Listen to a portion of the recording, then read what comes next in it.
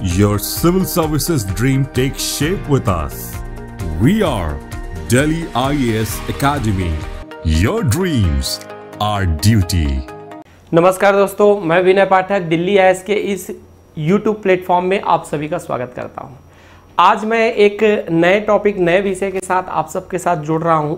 आज का हमारा चर्चा का विषय रहेगा कलचुरी प्रशासन व्यवस्था। ठीक है, कलचुरी प्रशासन व्यवस्था के अंतर्गत हम जानेंगे कि कलचुरी शासनकाल में यानी लगभग छत्तीसगढ़ में 1000 से लेकर 1757 ईस्वी तक किस प्रकार से कलचुरी का शासन व्यवस्था चलता रहा है। यानी वहाँ पर बेसिकली यदि हम बात करेंगे तो आर्थिक स्थिति, सामाजिक स्थिति, सांस्कृतिक स्थिति, धार्मिक स्थिति और प्रशासनिक स्थिति, साहित्य स्थिति और शिक्षा स्थिति पर हम एक विश्लेषण करेंगे। अगर देखा जाए तो आपके पीएससी मेंस के एग्ज़ाम की दृष्टि से भी ये टॉपिक बहुत इंपॉर्टेंट हो जाता है, क्योंकि पीएससी मेंस के फॉर्मेट में जो आप देखते हैं पेपर क्रमांक 3 के भाग 3 के जो अंतिम खंड होता है, जिसमें 175 शब्द सीमा में 15 अंक के क्वेश्चन पूछे जाते हैं, उसके लिए ये टॉपिक बहुत सटीक माना जाता है। क्योंकि आप देखेंगे इससे पहले भी मराठा प्रशासन अथवा कलचुरी प्रशासन अथवा आधुनिक छत्तीसगढ़ इतिहास से एक बड़े अंक के प्रश्न अमूमन बनते रहे एग्ज़ाम में, तो मेंस की दृष्टि से भी ये काफ़ी बेहतर टॉपिक है। दूसरा, अगर आप प्रीलिम्स के लिए विचार करें तो प्रीलिम्स में जो आर्थिक व्यवस्था के अंतर्गत कुछ कंटेंट है या प्रशासनिक व्यवस्था के अंतर्गत कुछ कंटेंट है, वो भी एग्ज़ाम में लगभग एक न एक क्वेश्चन या एक दो क्वेश्चन यहाँ से बार बार एग्ज़ाम में पूछे जाते हैं। व्यापम की दृष्टि से भी ये महत्व रखता है कि यहाँ पर अधिकारी गणों को लेकर डायरेक्ट पूछता है कि विदेश विभाग के प्रमुख कौन थे, पंचकुल व्यवस्था से संबंधित क्वेश्चन, तो बार बार यहाँ से क्वेश्चन जो है हमको एग्जाम में देखने के लिए मिलता है।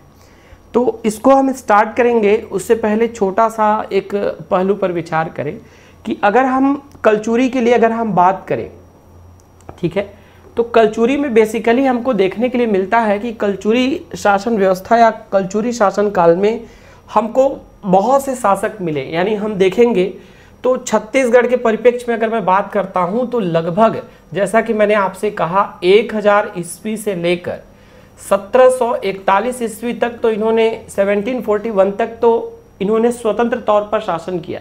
लेकिन 1741 यानी 1741 ईस्वी जो है आपका, वहाँ पर भास्कर पंत कोल्हाटर के नेतृत्व में एक सेना के माध्यम से रघुनाथ सिंह जो थे वो अधीनस्थ हो गए मराठाओं के, और उस अधीनस्थता के पश्चात इन्होंने जो है बेसिकली कहा जाए तो मेनली यहाँ पर हम बात करेंगे तो इनका शासन हमको भले से ही अधीनता ही सही, लेकिन 1757 तक हमको देखने के लिए मिलता है। यानी कलचुरी शासनकाल 1000 से लेकर 1757 ईस्वी तक हमको दिखता है।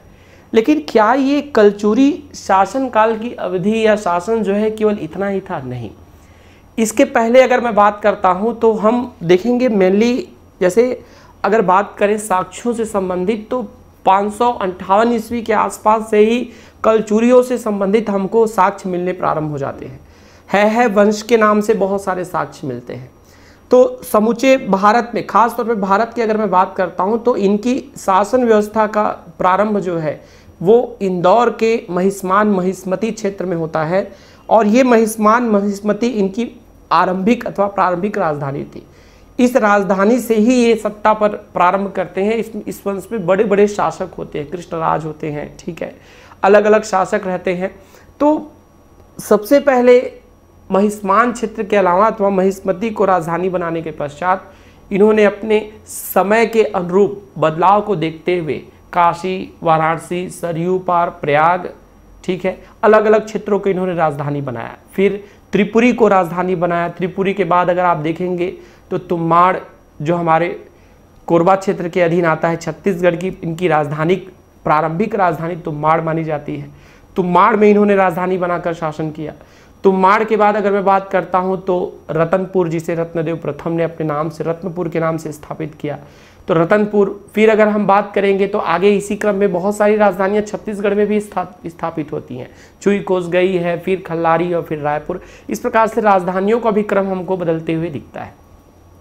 अगर हम अमूमन बात करें तो इस शासन की अवधि में कुल, अगर हम शासकों को जो आप पढ़ते हैं नॉर्मली, तो यहाँ पर 19 शासकों का हमको उल्लेख सामान्यतः मिल जाता है, जिसको शॉर्ट में अगर मैं बात करता हूँ तो पढ़ने की दृष्टि से कई बार इसका क्रम भी वनडे एग्जाम के लिए इंपॉर्टेंट हो जाता है। जैसे मैं बात करूंगा KKR, PJR, ठीक है, फिर हम बोलेंगे PJJR, फिर रहेगा आपका PBKLT और फिर क्या रहेगा RSRM।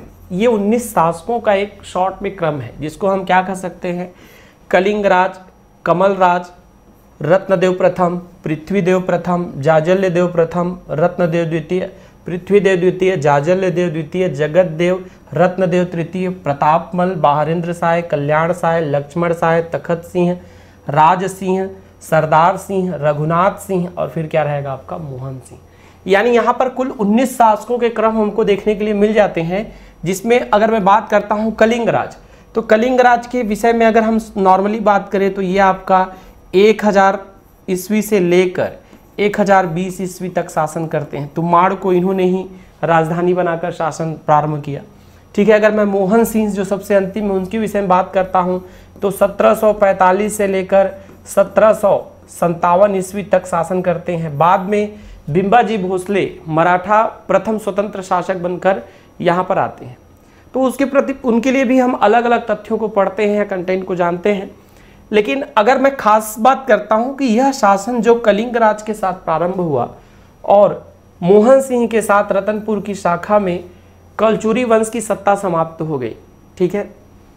इस शासन व्यवस्था में बेसिकली कलचुरियों ने अपने जीवन काल में बहुत से उतार चढ़ाव देखे। इस वंश में अगर मैं बात करता हूं तो यहाँ पर रत्नदेव प्रथम जैसे बहुत ही उदारवादी और बहुत ही स्थापत्य कला के प्रेमी धार्मिक व्यक्ति हुए, जिन्होंने 1050 ईस्वी के आसपास रतनपुर में महामाया मंदिर का निर्माण कराया और रत्नपुर नगरी को अपने नाम से बसाया, जिसको कुबेरपुरी के नाम से इतिहासकार मानते हैं। इसमें जाजल्यदेव प्रथम जैसे सबसे प्रतापी शासक भी हुए, जिनको कहा जाता था कि एक हाथी को अपने हाथ के प्रहार से ही मारकर गिरा देते थे, गज शार्दुल की उपाधि धारण करते थे।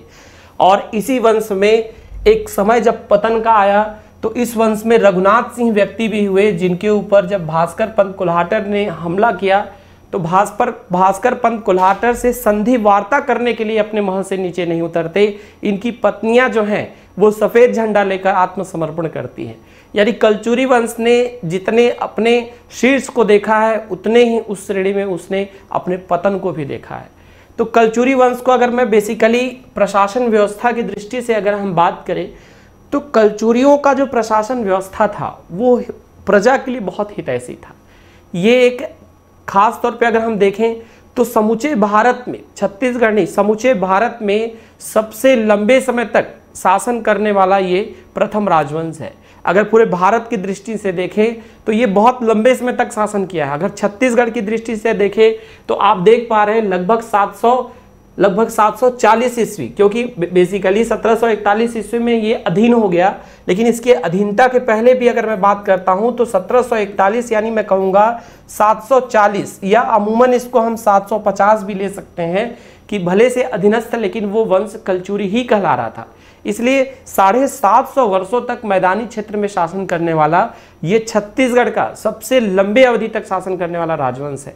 तो कोई वंश अगर इतने लंबे समय तक शासन कर पा रहा है, यानी सीधी सी बात है कि उस वंश में बहुत सारे अचीवमेंट्स हैं, बहुत सारी उपलब्धियां और बहुत बड़े बड़े शासक उस वंश में रहे हैं, तभी उस वंश ने इतने लंबे समय तक सर्वाइव किया है। ठीक है, चलिए हम इसके थोड़ा सा एडमिनिस्ट्रेटिव जो है व्यवस्था या मैनेजमेंट या अरेंजमेंट को समझते हैं कि प्रशासनिक व्यवस्था की दृष्टि से जो है कलचुरी प्रशासन व्यवस्था कैसी थी। ठीक है, तो यहां पर हम देखेंगे प्रशासनिक व्यवस्था। प्रशासनिक व्यवस्था की अगर मैं बात करता हूं तो इसको कुछ थोड़ा सा अलग अलग आयाम से हम समझ सकते हैं। जैसे देखिए, प्रशासनिक व्यवस्था में अगर हम बात करें तो कलचुरी प्रशासन व्यवस्था का स्वरूप क्या था। ठीक है, स्वरूप कहने का मतलब ये है कि वो किस प्रकार से शासन करते थे। तो सबसे पहला पॉइंट ये कहेंगे कि कलचुरी प्रशासन व्यवस्था का स्वरूप राजतंत्रात्मक था। कैसा था? राजतंत्रात्मक। राजतंत्रात्मक यानी हम कहेंगे कि इसमें राजा ही सर्वोच्च रहता था। राजा ही सर्वोच्च रहता था कहने का मतलब ये है कि अंतिम निर्णय जो रहता था वो राजा का ही मान्य होता था। किसी प्रकार के निर्णय को लेकर राजा तक फरियाद पहुंचाई जा सकती थी, उनसे निवेदन किया जा सकता था, लेकिन राजा के निर्णय को ही अंतिम माना जाता था। दूसरा, राजा का बेटा ही राजा बनता, यही पद्धति चलती थी, यानी ये वंशानुगत पद एक प्रकार से रहता था। तो यहाँ पर मोनार्किकल जो था आपका एडमिनिस्ट्रेटिव हमको देखने के लिए मिलता था, यानी इसमें सबसे प्रमुख जो व्यक्ति हुआ करते थे वो कौन व्यक्ति रहते थे आपके, वो रहते थे राजा। यानी राजा के बाद को ही ज्यादा यहाँ पर क्या दिया जाता था, प्राथमिकता दिया जाता था। ठीक है। दूसरा, प्रशासन की जो शासन प्रणाली थी उसके स्वरूप के अंतर्गत ही हम बात करेंगे तो ये विकेंद्रीकृत सत्ता हमको दिखती है। कैसी दिखती है, विकेंद्रीकृत। विकेंद्रीकृत यानी हम बात करेंगे डिसेंट्रलाइज्ड। डिसेंट्रलाइज्ड कहने का मतलब क्या है, जैसे अभी आप भारत का जो भारत सरकार या भारत में जो शासन की व्यवस्था आप देखते हैं देश में, तो आपको पता है केंद्र में जो है संसद की व्यवस्था चलती है, यानी जिसमें लोकसभा और राज्यसभा जो है मिलकर, और राष्ट्रपति तीनों से संयुक्त तौर पर संसद, यानी वो केंद्र की सत्ता। उसके पश्चात राज्य स्तर पर विधान परिषद की व्यवस्था चलती है। विधान परिषद कहने का मतलब ये है कि जिसमें विधान मंडल और आपका क्या रहता है, विधानसभा। ठीक है। तो ये विधान सभा और विधान परिषद मिलकर विधान मंडल का निर्माण कर रहे हैं। विधान मंडल जो है वो क्या काम कर रहा है, राज्य स्तर पर यहाँ पर संचालन कर रहा है। और राज्य के अंदर ग्रामीण और शहरी स्तर पर एक अलग प्रशासन व्यवस्था हमको दिखने के मिलती है, जिसको हम क्या कहते हैं, स्थानीय प्रशासन के नाम से जान रहे हैं। स्थानीय प्रशासन में ग्राम स्तर पर अगर हम बात करेंगे तो पंचायती राज दिखता है, और शहरी स्तर पर अगर हम बात करेंगे तो नगरीय निकाय दिखता है। तो इसी प्रकार से यहाँ पर हमको शासन प्रणाली भी 3 प्रकार से चलता है। 3 प्रकार से, यानी एक ऐसी व्यवस्था जिसमें राजा का प्रत्यक्ष नियंत्रण रहता था, यानी यहां पर राजा के द्वारा नियुक्त व्यक्ति प्रशासन को देखते थे। पहली एक व्यवस्था है जिसमें राजा अपने माध्यम से अपने अधीनस्थों की नियुक्ति करते थे और वो व्यक्ति प्रशासन को देखते थे। दूसरी व्यवस्था ये थी जिसमें राजा और प्रजा संयुक्त तौर पर थोड़ा निर्णय लेते थे। राजा और प्रजा यानी जो जनता थी और जो राजा थे, उन दोनों का यहाँ पर संयुक्त तौर पर जो रहता था, निर्णय होता था। कहने का मतलब ये है कि यहाँ पर जो है राजा और प्रजा यानी जनता, ये दोनों मिलकर क्या काम करते थे, अपने ऊपर के अधिकारियों की नियुक्ति करते थे। और तीसरा शासन प्रणाली हमको जो इसके अंतर्गत मिलता है वो मिलता है जनता के द्वारा अथवा प्रजा के द्वारा। ठीक है। ये किस प्रकार से रहता था, इसी को थोड़ा सा पहले हम डिटेल से समझ जाते हैं। यानी यहाँ पर भी जैसे कुछ पुस्तकों में या हम सामान्यतः देखते हैं राजा और प्रजा इन दोनों को एक पार्ट में लेते हैं और जनता को हम अलग लेते थे, यानी स्थानीय स्वशासन। छत्तीसगढ़ में पहली बार स्थानीय स्वशासन का उल्लेख जो है हमको सुचारू तौर पर, यानी एक प्रायोरिटी लेवल पर हमको कल्चुरी शासन व्यवस्था में हमको देखने के लिए मिलता है। ठीक है। इससे पहले भी हमको कुछ मिलते हैं, लेकिन उतना सुचारू व्यवस्था छत्तीसगढ़ में नहीं दिखती। तो सबसे पहला बात हम इसको लेते हैं, राजा को। ठीक है। तो देखा यह गया कि सबसे ऊपर प्रशासन की जो यूनिट होती थी उसको राष्ट्र के नाम से प्रोनाउंस करते थे। उस समय का जो राष्ट्र रहता था, ऐसा अमूमन माना जाता है कि ये राष्ट्र वर्तमान के संभाग के समतुल्य रहता था, यानी वर्तमान का जो संभाग डिवीजन होता है उसको उस समय क्या कहते थे, राष्ट्र कहते थे। इस राष्ट्र पर जो सर्वोच्च व्यक्ति बैठता था वो बेसिकली राजकुमार होते थे। ठीक है। यानी राजकुमार यानी राजा के जो पुत्र रहते थे वो क्या काम करते थे, इस राष्ट्र के प्रमुख होते थे। राष्ट्र के नीचे का जो पद होता था वो बेसिकली जो था आपका विषय कहलाता था, मतलब उसके नीचे, ठीक है, जो क्षेत्र रहता था वो विषय कहलाता था। उस समय जो विषय था वर्तमान के जिला से तुलना किया जाता है, यानी ये क्या रहता था आपका एक डिस्ट्रिक्ट लेवल पर विषय को माना जाता है। उस समय विषय पर अगर हम बात करते हैं तो विषय पर जो प्रमुख होते थे उन्हें विषयपति के नाम से जाना जाता था। किसके नाम से पुकारते थे इन्हें, विषयपति। विषयपति जो रहते थे वो प्रमुख होते थे किसके, विषय, यानी वो क्षेत्र था जो वर्तमान का हम क्या कह सकते हैं, एक प्रकार से जिला कह सकते हैं। इस विषय के बाद जो क्षेत्र आता था उसे देश अथवा जनपद कहते थे। उसे क्या कहते थे, देश अथवा जनपद के नाम से जाना जाता था। ठीक है। देश अथवा जनपद जो था वर्तमान के तहसील से तुलना की जाती है, यानी वर्तमान का जो तहसील है उसी को ही कल्चुरी प्रशासन के समय में देश अथवा जनपद कहा जाता था। देश अथवा जनपद के बाद अगर मैं बात करता हूं तो यहाँ पर हमको बेसिकली देखने के लिए जो मिलता है वो हमको क्या मिलता है लास्ट में, मंडल। ठीक है, तो ये मंडल जो रहता था वो एक प्रकार का खंड है।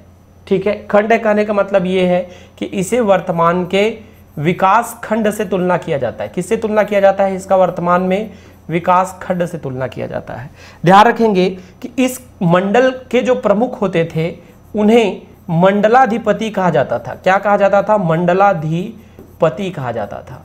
तो ये एक प्रशासन व्यवस्था हमको मिलती है जो सीधे सीधे किससे रिलेट करता था, ये राजा से रिलेट करता था। यानी इसके नियुक्ति की शक्ति जो रहता था वो राजा के पास क्या रहता था, रिजर्व रहता था। राजा अपने प्रशासन के लिए राष्ट्र पर यानी वर्तमान के संभाग स्तर पर सीधे सीधे अपने पुत्र राजकुमार की नियुक्ति कर देते थे। राष्ट्र जो रहता था अलग अलग विषय में बटे हुए रहते थे और ये विषय के प्रमुख जो रहते थे वो विषय पति कहलाते थे। देश अथवा जनपद के प्रमुख को लेकर इतिहासकारों में थोड़ा मतभेद है, इसलिए मैं इसके प्रमुख का नाम नहीं बता रहा हूं। यहां पर ध्यान रखेंगे, देश अथवा जनपद वर्तमान की तहसील से तुलना की जाती थी और देश अथवा जनपद जो था वो मंडल में बटे रहते थे और मंडल के प्रमुख को क्या कहते थे, मंडलाधिपति कहते थे। इनके विषय में अगर मैं यहाँ पर बात करता हूँ तो ध्यान रखेंगे ये आपका रत्नदेव द्वितीय के ये शिवरी नारायण शिलालेख से इसकी जानकारी मिलती है। इसका सोर्स जो है वो सोर्स क्या है हमारा, रत्नदेव द्वितीय। ठीक है, रत्नदेव द्वितीय, आपको पता होगा रत्नदेव द्वितीय के समय में काफी उतार चढ़ाव की स्थिति थी। इनके जो है 4 ताम्रपत्र यानी कॉपर प्लेट मिलते हैं। तो उस 4 ताम्रपत्र में इनके संबंधित युद्ध का सर्वाधिक जो है उल्लेख मिलता है शिवरी नारायण ताम्रपत्र। ठीक है, इनके विषय में हमको जानकारी कहां से मिल रही है, शिवरी नारायण। शिवरी नारायण जो कॉपर प्लेट है, इस शिवरी नारायण कॉपर प्लेट में रत्नदेव द्वितीय से संबंधित हमको जानकारी मिल रही है और इसी में ही इनके 7 देश अथवा जनपद का उल्लेख मिला है और इसमें ये स्पष्ट बोलते हैं, इसमें बोला गया है कि ये सभी पद यानी राष्ट्र के प्रमुख, विषय, देश अथवा जनपद अथवा मंडल, इनके पदों की नियुक्ति का अधिकार तात्कालिक राजा उस समय कौन थे, वो आपके रत्नदेव द्वितीय। तो रत्नदेव द्वितीय के पास क्या रहता था, रिजर्व रहता था। वो अपनी शक्ति का उपयोग करके अपने निर्णय से इन पदों पर व्यक्तियों को क्या करते थे, पदस्थ करते थे और ये सीधे सीधे यहां से जो भी निर्णय आते थे वो राज दरबार में राजा के अधीनस्थ जो है विचाराधीन के लिए रखे जाते थे और उस विचाराधीन निर्णय में अलग अलग अधिकारी और अमात्य मिलकर यहां पर निर्णय अपना दिया करते थे। ठीक है, ध्यान रखेंगे एक व्यवस्था का उल्लेख और मिलता है कि कभी भी देखिए ये मंडल है, मंडल के अधीन गांव आएंगे तो गांव मान लीजिए अगर 1 लाख गांव का समूह बन रहा है। ठीक है, 1 लाख गांव का समूह बनता था यानी उसमें मोर देन 1 आपके क्या है, मंडल्स हैं। तो यानी जब 1 से अधिक मंडल होंगे यानी ओवरऑल अल्टीमेटली जब 1 लाख गांव का समूह होगा तो उस 1 लाख गांवों के समूह, यानी मैं किसकी बात कर रहा हूं, 1 लाख जो है आपके विलेजेस, तो 1 लाख जो गांव का समूह है उन गांवों के समूह के जो प्रमुख होते थे उनको जो है महामांडलिक के नाम से जाना जाता था। किस नाम जानते थे उनको, महामंडलाधिपति। 2 नाम याद रखेंगे, महामंडलाधिपति। ठीक है, या महामांडलिक के नाम से इन्हें जाना जाता था। बेसिकली महामंडलाधिपति को ज्यादा अच्छा प्रिफर किया जाता है। तो ये एक प्रशासन व्यवस्था आपने देखा जो डायरेक्ट जो है किससे रिलेट कर रहा है आपका, तो हमने इसको क्या बताया आपका, ये सीधे सीधे राजा से रिलेट कर रहा है। ठीक है, लेकिन कुछ इतिहासकार डॉक्टर वीवी मिराशी और आपके राय बहादुर हीरालाल और अलग अलग व्यक्ति यहाँ पर मानते हैं कि इस मंडल पर जो व्यक्ति नियुक्त होते थे यानी इस प्रशासन व्यवस्था की जो सबसे लोअर लिमिट है मंडल, उस मंडल पर नियुक्ति के लिए यहाँ पर गढ़ाधिपति यानी दीवान, आगे की व्यवस्था हम समझेंगे कि गढ़ाधिपति यानी जो एक गढ़ व्यवस्था पर बैठने वाले व्यक्ति जो कि प्रत्यक्ष तौर पर जो होते हैं किसके माध्यम से चुने जाते थे, बारहों के माध्यम से चुने जाते थे।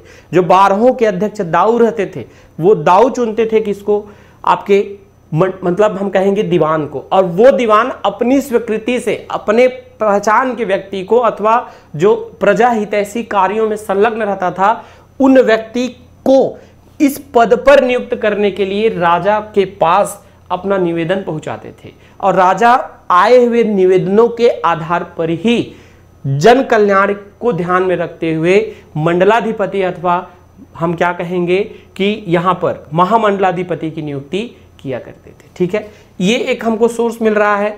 फिर इसके बाद देखिए हम इसी में दूसरी जो जनता के द्वारा प्रत्यक्ष तौर पर चुना जा रहा है, ठीक है, जनता के द्वारा प्रत्यक्ष तौर पर, उससे पहले राजा और जनता दोनों की स्वीकृति के माध्यम से संयुक्त के विषय में विचार करते हैं। देखिए जैसे मैंने पहला आपको बताया कि जिसमें कंप्लीटली जो है निर्णय कौन ले रहे हैं, राजा ले रहे हैं। ठीक है, एक व्यवस्था आप और देखते हैं, इस व्यवस्था का उल्लेख सर्वाधिक मिलता है हमको। ठीक है, जैसे अगर मैं आपसे एक सिंपल बात करता हूं तो 1868 के आसपास एक प्रकाशित पुस्तिका थी जिसने रेवेन्यू से संबंधित यानी कर से संबंधित जो टैक्सेशन प्रोसेस चलता था, ठीक है, चीफ में जो आपके छत्तीसगढ़ के प्रथम डिप्टी कमिश्नर नियुक्त हुए, उन्होंने बिलासपुर के लिए एक राजस्व व्यवस्था यानी कर निर्धारण के लिए चीफ की नियुक्ति की 1861 में। 1861 से लेकर 1868 तक 1868 तक जो थे चिम्स थे। चिम्स ने उस समय प्रशासन को समझने के लिए यानी रेवेन्यू डिपार्टमेंट को प्रॉपर स्टडी करने के लिए पहले समय में चल रही जमाबंदी प्रथा को उठाया। ठीक है, और जमाबंदी प्रथा में उन्होंने जो बेसिकली कहा जाए तो कल्याण सहाय की जमाबंदी प्रथा को प्रीफर किया। और कल्याण सहाय की जमाबंदी प्रथा में कुल इस क्षेत्र में 36 किलों या 36 गढ़ों का उल्लेख किया गया और उसी छत्तीसगढ़ के आधार पर ही आपको पता है, उसी आधार पर राय बहादुर हीरालाल इस क्षेत्र को छत्तीसगढ़ नामकरण का आधार बताते। तो यहाँ पे ये देखा जाता है कि चिम्स ने जो यहाँ पे स्टडी किया, ठीक है, साथ ही साथ जो अलग अलग साक्ष्यों में, जैसे मान लीजिए कोनी के कॉपर प्लेट में भी इसका उल्लेख मिलता है रेवेन्यू से संबंधित, या अगर मैं बात करता हूं अकलतरा के कॉपर प्लेट से भी इसके विषय में हमको जानकारी मिलती है। ठीक है, तो इन सभी जो सोर्सेस हैं, जो आपके साक्ष्य हैं, इन सभी साक्ष्यों में 3 व्यवस्थाओं का उल्लेख हमको मिल रहा है। जैसे सबसे ऊपर कहा क्या गया कि सबसे ऊपर गढ़ रहता था। ठीक है, गढ़ बेसिकली गढ़ है, गढ़ के नीचे जो क्षेत्र रहता था उसको जो है बारहा कहते थे। क्या कहते थे इसको? बारहा। कई पुस्तकों में से बारहों के नाम से, अथवा इसका दूसरा नाम रहता था जिसको बोलते थे तालुका। ठीक है, ये तालुका जो रहता था बेसिकली अगर मैं बात करता हूं तो ये तालुका जो है आपका बटा हुआ किस में रहता था? आपका ग्राम में। ठीक, यहां ध्यान हम ये देंगे कि देखिए ये जो गांव के स्तर पर जो व्यक्ति नियुक्त होता था वो व्यक्ति गौटिया कहलाता था। ठीक है, जो गांव स्तर पर नियुक्त व्यक्ति रहता था वो क्या कहलाता था? गौटिया कहलाता था। ठीक है, पहला चीज याद रखेंगे, कुछ चीजों को जानना जरूरी है कि ये जो ग्राम था, विलेज जो था, वो 16 कल्चुरी एडमिनिस्ट्रेशन का था, यानी हम कहेंगे कल्चुरी प्रशासन की आत्मा जो थी वो ग्राम स्तर पर बढ़ता था। देखिए आप जानते हैं कि संविधान का अनुच्छेद 40 और गांधी जी का विचारधारा में यही बात कही गई कि अगर आप ग्रामीण व्यवस्था को जितना आप सुदृढ़ कर देंगे, आपकी प्रशासनिक व्यवस्था उतनी ही ज़्यादा अच्छी मानी जाएगी। तो प्रशासनिक व्यवस्था अच्छी होने के लिए ग्रामीण स्तर पर जीवन शैली अच्छी होनी चाहिए, और ग्रामीण स्तर पर जीवन शैली अच्छी होने के लिए ग्रामीण स्तर पर अधिकार अधिक होने चाहिए। ठीक है, तो ध्यान रखेंगे कि ये गौटिया जो रहता था प्रत्यक्ष जनता के द्वारा जनता के लिए, जनता पर शासन करने के लिए नियुक्त होता था। यानी उस गांव में जितने लोग रहते थे वो अपने बीच से जो मिलनसार व्यक्ति रहते थे उनको क्या करते थे? गौटिया के पद पर पदस्थ करते थे। तो ये गौटिया या ग्राम जो था वो क्या था आपका? यहाँ पर पहली चीज प्रशासन की आत्मा थी। प्रशासन की आत्मा कहने का मतलब ये है कि यहाँ पर प्रशासन का सर्वोच्च एक अधिकार जो था वो इनके पास सुरक्षित रहते थे। इसके अलावा गौटिया को जो था वो प्रत्येक प्रकार के निर्णय लेने का अधिकार था। गौटिया के पास, याद रखेंगे क्या था? निर्णय लेने का अधिकार सर्वाधिक सुरक्षित रहता था। किसके पास? गौटिया के पास। ठीक है, साथ ही साथ गौटिया जो रहता था वो खास बात, वो उस ग्राम का मूल निवास, मतलब वहां का क्या कहेंगे हम, उसी ग्राम से अथवा उस क्षेत्र से, गांव से क्या करता था? संबंध रखता था, अथवा मैं बात करूंगा उस गांव का निवासी होता था। ठीक है, तो ये एक पॉइंट हमको समझ में आया। ठीक, दूसरा पॉइंट याद रखेंगे, बारहा जो था बेसिकली ये गांव 12 गांव का समूह रहता था, यानी इसके अंतर्गत 12 ग्राम आते थे। तो 12 ग्राम यानी टोटल ग्रुप ऑफ 12 विलेजेस जो था वो क्या था आपका? बारहा या उसी को क्या कहते थे, तालुका कहते थे। ठीक है, इस बारहा के जो प्रमुख होते थे, ध्यान रखेंगे, उन्हें दाऊ के नाम से जानते थे। किस नाम से जाना जाता था? उन्हें दाऊ कहते थे। इन्हीं दाऊ को दूसरे शब्द के नाम से तालुकाधिपति, इनको दूसरा नाम क्या था इनका? तालुकाधिपति, या तो दाऊ अथवा इनको क्या कहा जाता था? तालुकाधिपति। इन्हें तालुकाधिपति अथवा किस नाम से पुकारा जाता था? दाऊ के नाम से यहां पर जाना जाता था। ठीक है, और याद रखेंगे गढ़ व्यवस्था जो था वो 7 बारहों पर रहता था। क्या रहता था आपका? 7 बारहों पर, अथवा 7 बारहा मतलब कहने का मतलब ये है कि एक बारहा में आपके 12 ग्राम है, तो ये क्या रहता था? 84 ग्राम एक गढ़ के अंतर्गत आता था। और गढ़ के जो प्रमुख होते थे उन्हें गढ़ाधिपति के नाम से जाना जाता था। किस नाम जानते थे? गढ़ाधिपति, अथवा दीवान के नाम से पुकारा जाता था। यानी ये गढ़ाधिपति अथवा क्या होते थे? दीवान होते थे। तो यहां पर अगर मैं बात करता हूं, देखिएगा, तो ग्राम स्तर पर प्रशासन कौन कर रहा है? गौटिया कर रहा है। और ये कलचुरी प्रशासन की क्या है? आत्मा है। ग्राम के ऊपर 12 गांव मिलकर क्या बना रहे हैं? 12 अथवा तालुका बना रहे हैं। और तालुका पर जो शासन कर रहे हो क्या है? तालुकाधिपति अथवा क्या है? आपके दाऊ है। ठीक है, अब एक्चुअल में अगर देखा जाए तो शक्तियों के मामले में, निर्णय के मामले में अगर सर्वाधिक संपन्न हम माने तो वो ग्राम स्तर पर आपके गौटिया है, क्योंकि गौटिया लोगों के ज्यादा निकट हैं। वो प्रत्येक प्रकार के चीजों को बहुत बारीकी से निगरानी कर पा रहे हैं, देख पा रहे हैं, इसलिए निर्णय लेने के सर्वाधिक अधिकार के मामले में गौटिया सबसे ज्यादा अग्रणी है। इसके अलावा 12 गांव का समूह है। प्रमुख कौन है? दाऊ अथवा तालुकाधिपति है। गढ़ आपका यहाँ पर 84 गांव का प्रतिनिधित्व कर रहा है। इसके प्रमुख जो है गढ़ाधिपति अथवा क्या है? आपके दीवान है। तो ये एक प्रशासन हमको मिल रहा है। इस प्रशासन में भी याद रखेंगे यहां पर क्या होता था कि गांव का संपन्न व्यक्ति, गांव में जो आर्थिक तौर पर अथवा समाज में जिसकी लोकप्रियता ज्यादा है अथवा समाज में जिसको उस गांव में ज्यादा पसंद किया जा रहा है, वो व्यक्ति गौटिया बन रहा है। गौटिया अपने करीबी व्यक्ति को अनुशंसा करके अथवा जिसका ज्यादा क्षेत्र बड़ा है वो बारहा के लिए उसको नियुक्ति करा रहा है। गढ़ के लिए नियुक्ति के लिए यहाँ पर राजा की अनुशंसा अथवा राजा की स्वीकृति होना अनिवार्य है। अधिकतर राजा अपने ही निर्णय के आधार पर गढ़ाधिपति अथवा दीवान की नियुक्ति किया करते थे। ठीक है, इसके अलावा हमको यहाँ पर एक प्रशासन व्यवस्था में स्थानीय प्रशासन का भी उल्लेख मिलता है। स्थानीय प्रशासन, स्थानीय प्रशासन यानी हम बात करेंगे कि आपका लोकल गवर्नेंस। ठीक है, स्थानीय प्रशासन में 2 स्तर पर हमको यहाँ पर उल्लेख मिल रहा है। देखिए, एक स्तर है ग्रामीण स्तर। ग्रामीण स्तर मतलब रूरल लेवल, और सेकेंड है आपका शहरी स्तर। शहरी स्तर या इसको कहेंगे नगरीय स्तर। ठीक है, तो ग्रामीण स्तर पर याद रखेंगे कि यहाँ पर दोनों व्यवस्थाओं में याद रखेंगे पंचकुल नामक संस्था चलती थी। इन दोनों व्यवस्थाओं में क्या चलता था? आपका पंचकुल संस्था चलती थी। और इस पंचकुल को ग्रामीण स्तर पर ग्रामकूट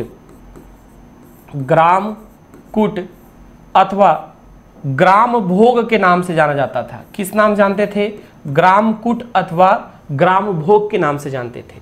शहरी स्तर अथवा नगरीय स्तर पर इसे जो है बेसिकली अगर बात करते हैं इसको जो बेसिकली हम कहेंगे तो क्या कहेंगे? इसे पूर्व प्रधान के नाम से जाना जाता था।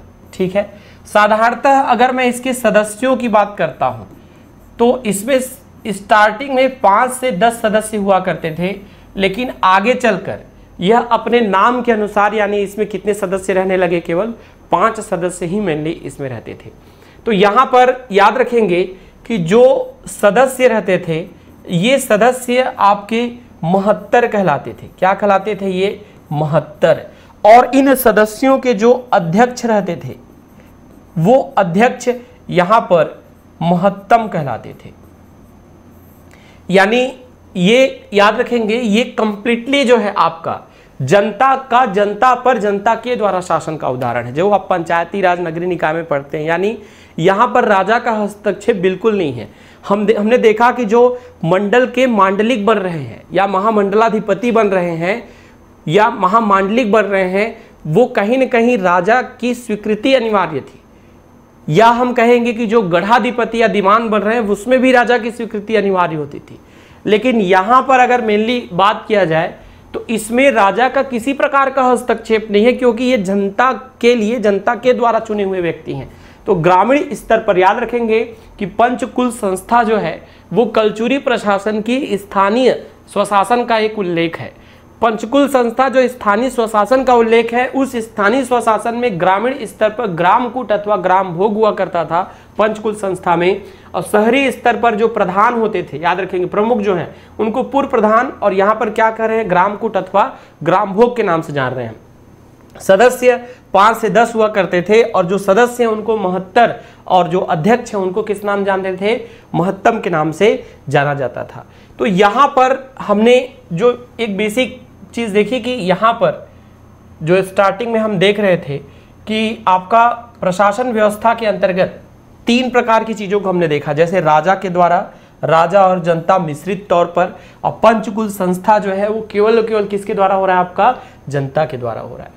साथ ही साथ स्वरूप के बाद अगर मैं यहाँ पर बात करता हूँ कि इसके स्वरूप में जो पद्धति, अगर मैं अगले पॉइंट की तरफ बढ़ता हूँ जिसमें मैं बोल रहा हूँ पद्धति, तो पद्धति की अगर मैं यहाँ पर बात कर रहा हूँ कि पद्धति में क्या रहता था, तो पद्धति में यहाँ पर राजा जो रहते थे उनको आपका अमात्य, अधिकारी और मंत्रीगण का सहयोग प्राप्त होता था।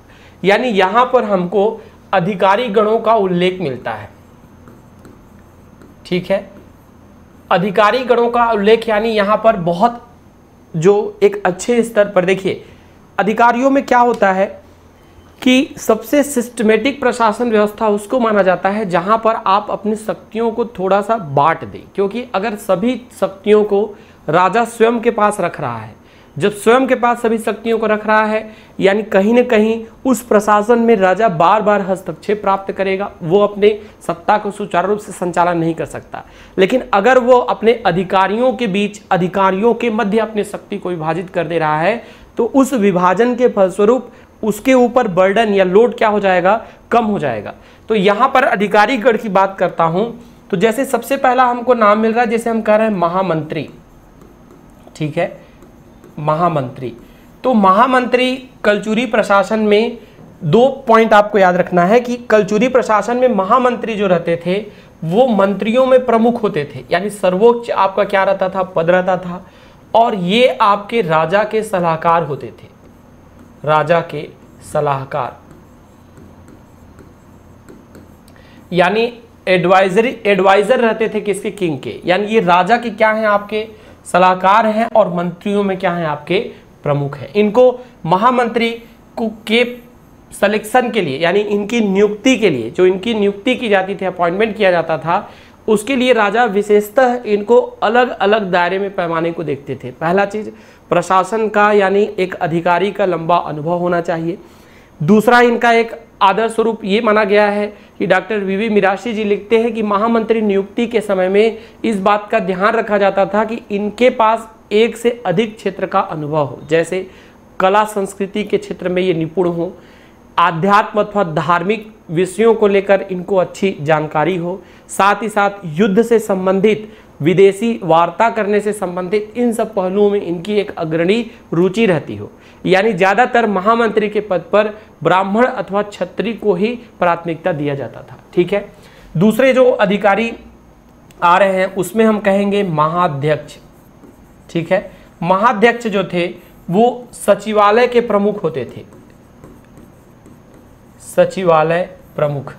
तो जो वहां पर सचिवालय प्रमुख होते थे उनको क्या कहा जाता था उस समय, अधिकारी के तौर पर महाध्यक्ष के नाम से जानते थे, ठीक है। अगला लिखेंगे महाप्रतिहार, महाप्रतिहार। महाप्रतिहार जो है ये बेसिकली महाप्रतिहार, ठीक है, तो ये आपके संचार विभाग के प्रमुख थे। क्या थे आपके, संचार विभाग, संचार विभाग के प्रमुख, यानी कम्युनिकेशन डिपार्टमेंट के जो हेड होते थे उन्हें किस नाम से जानते थे, महाप्रतिहार के नाम से जानते थे। इस कम्युनिकेशन डिपार्टमेंट में भी बहुत सारी चीजें आती थी, जैसे संचार से संबंधित, यानी पहला चीज तो पत्र वार्ता, ठीक है, कहीं से भी अगर पत्र वार्ता से संबंधित कोई काम करना है तो वो किसके अंतर्गत आ रहा है, महाप्रतिहार के अंतर्गत आ रहा है। दूसरा पॉइंट हम बात करेंगे तो जितनी शिक्षा से संबंधित गतिविधियां चलती थी वो भी आपके महाप्रतिहार से के अंतर्गत आता था। यातायात एक अलग यहाँ पर एक अधिकारी नियुक्त रहते थे, लेकिन जिनको गमागमिक के नाम से जानते थे, लेकिन वो गमागमिक जो अधिकारी है, यातायात के प्रमुख है, वो भी किसके अंतर्गत आते थे, आपके महाप्रतिहार, या इन्हीं को हम क्या कहेंगे आपके कि संचार विभाग के प्रमुख ये आते थे। ठीक है, इसके बाद जो अगले अधिकारी आ रहे हैं इन्हें हम क्या कहेंगे, महाप्रमात्री। महाप्रमात्री जो थे वो राजस्व विभाग के प्रमुख होते थे। ठीक है, राजस्व विभाग, तो राजस्व विभाग के प्रमुख जो रहते थे इन्हें जो है महाप्रमात्री के नाम से जाना जाता था। यानी रेवेन्यू जो जमाबंदी प्रथा को देख रहे हैं, जमाबंदी प्रथा यानी जो टैक्सेशन प्रोसेस को रेगुलेट कर रहे हैं इस डिपार्टमेंट को, उस डिपार्टमेंट के जो हेड है उन्हें क्या कहा जाता था, महाप्रमात्री कहा जाता था। कलचुरी प्रशासन में इनके लिए एक नया नाम भी, एक अलग नाम भी हमको देखने के लिए मिलता है, जिनको महाछपटलिक के नाम से जानते थे, महाछपटलिक। ठीक है, महाछपटलिक का भी संबंध, यानी महाछपटलिक कोई और नहीं है, महाछपटलिक कहने का अर्थ ये है कि वो कौन है, आपके महाप्रमात्री हैं। तो ये एक प्रमुख अधिकारी के श्रेणी में आ रहे हैं, जिनमें हम महामंत्री, महाअध्यक्ष, महाप्रतिहार, महाप्रमात्र को हम कह रहे हैं। ठीक है, इसके अलावा जैसे मैंने अभी आपसे बात किया गमागमिक, गमागमिक, तो गमागमिक जो थे या महागमागमिक ये यातायात विभाग को देखते थे, यातायात। ठीक है, यातायात विभाग के जो प्रमुख होते थे उनको किस नाम से जाना जाता था, इनको जाना जाता था महागमागमिक। तो महागमागमिक यहाँ पर क्या काम कर रहे हैं, आपके यातायात विभाग को कंप्लीटली देख रहे हैं। और यातायात विभाग भी जो है आपका संचार विभाग के अधीन आता था उस समय। ठीक है, इसके अलावा अगर मैं बात करता हूं तो दांडिक, अगले अधिकारी आ रहे हैं जिनको हम क्या बोल रहे हैं, दांडिक।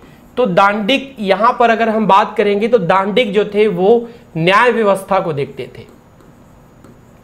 न्याय व्यवस्था को देखने वाले जो प्रमुख अधिकारी थे, यानी हम कहेंगे जज, वो किस नाम से जाने जाते थे, तो दांडिक के नाम से जाने जाते थे।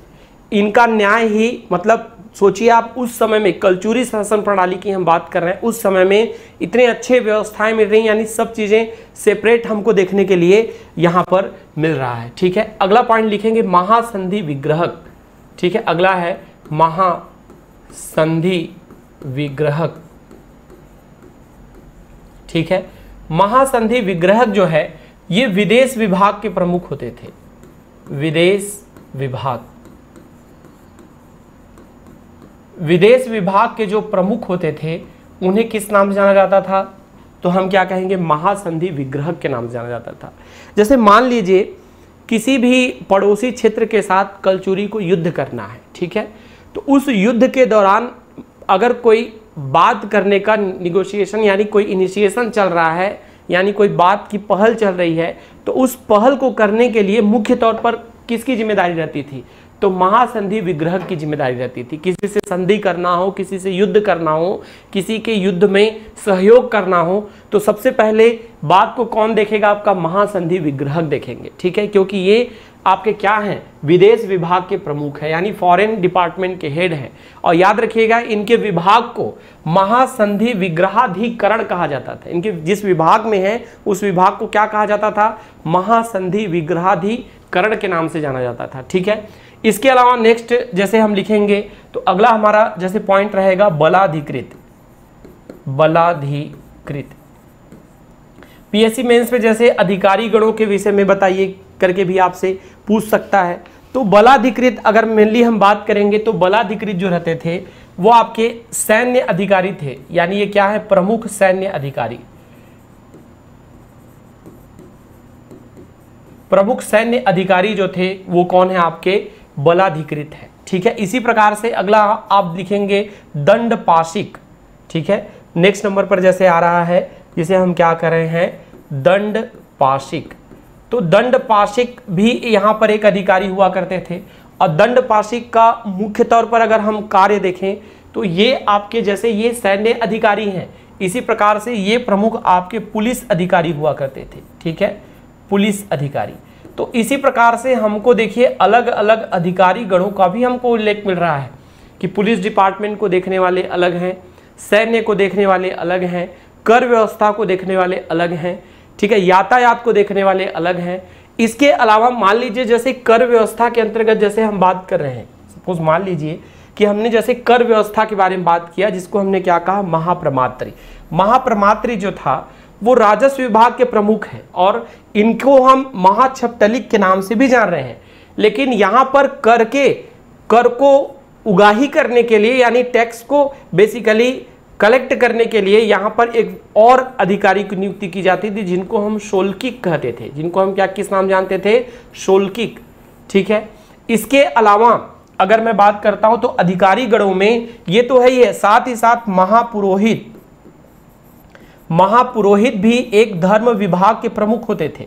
महापुरोहित साधारणतः ब्राह्मण वर्ग को ही रखा जाता था, इसके लिए ब्राह्मण जाति का होना अनिवार्य रखा गया था। और महापुरोहित का मुख्य कार्य रहता था कि वो धर्म विभाग के प्रमुख होते थे। धर्म विभाग कहने का मतलब ये है कि मान लीजिए कोई धार्मिक अनुष्ठान कार्य हो रहा है या राजा को यज्ञ करा रहे हैं या कुछ कर रहे हैं, या तो मान लीजिए कि राजा राज दरबार में कोई धर्म से संबंधित कोई निर्णय ले रहे हैं, तो उस कंडीशन में सबसे ज़्यादा प्राथमिकता किसको दिया जाता था, महापुरोहित को दिया जाता था। महापुरोहित धर्म की बातों को जो बताते थे, अथवा ताम्रपत्र या मैं बोलूँगा आपको कि यहाँ पर शिलालेख जारी करने के लिए भी महापुरोहित की आवश्यकता पड़ती थी। धर्म के बातों को लिखने के लिए इनके सपोर्ट के तौर पर यहाँ पर दशमूली अथवा धर्मलेखी नामक व्यक्ति नियुक्त किए जाते थे।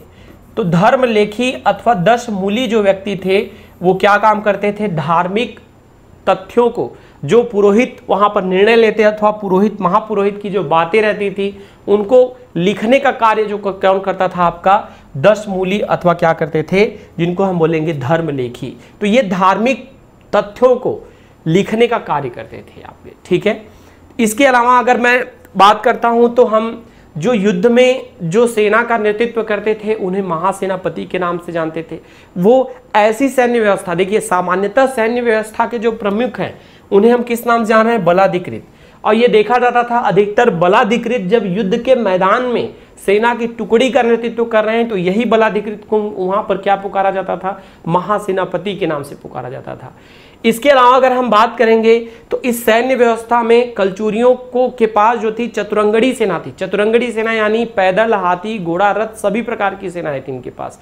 और यहाँ पर जो हाथी सेना के प्रमुख होते थे उन्हें महापिलुपति, जो अश्व सेना यानी जो हम कहेंगे कि जो घोड़े की सेना के प्रमुख रहते थे उनको महाश्वसाधनिक। तो इस प्रकार से बहुत अधिकारियों का यहाँ पर हमको उल्लेख देखने के लिए मिलता है। तो ये एक प्रशासन व्यवस्था को हमने देखा कि कलचुरियों की प्रशासनिक व्यवस्था जो थी वो आपका विकेंद्रीकृत थी। राजा प्रमुख होते थे, अमात्य, मंत्री, अधिकारी का सहयोग प्राप्त होता था। चाट, भाट, पिशुन और वैतरिक जो रहते थे, राज कर्मचारी रहते थे, यानी राजा के राज दरबार में अथवा राजा के राजभवन से संबंधित कोई अगर गुप्तचर का संदेश ला रहे हैं अथवा सुरक्षा काम कर रहे हैं अथवा पत्र वार्ता कर रहे हैं तो इनसे संबंधित गतिविधियों के संचालन के लिए चाट, भाट, पिशुन और वैतरिक नियुक्त किए जाते थे। इसके अलावा चाट, भाट दो अलग स्तर के अधिकारी थे जो कि पुलिस और आपके बेसिकली कहा जाए कि सैन्य व्यवस्था के अधीन भी हुआ करते थे। चाट भाट की परंपरा एक अलग स्तर पर भी पाई जाती थी जो राज दरबार में राजा के मनोरंजन के लिए लोक गायन अथवा उसी प्रकार से साहित्यिक रचनाओं अथवा नृत्य या अलग अलग गतिविधियों का संचालन करते थे। तो ये चाट भाट का एक अलग अलग स्तर है जो समय समय पर देखना है। जैसे आप पढ़ते भी हैं तो कि दलराम राव चारण अथवा दरबारी कवि थे, किसके, आपके लक्ष्मी निधि कर्ण राय के जो राजनांदगांव रियासत के राजा रहे। तो यहाँ पर एक कवि का स्वरूप जो है कलचुरी प्रशासन में बाद में बनता है, लेकिन पहले ये राज कर्मचारी चाट भाट के तौर पर अधिक विकसित अथवा अधिक उसके ग्राह्य स्वरूप को माने जाते थे।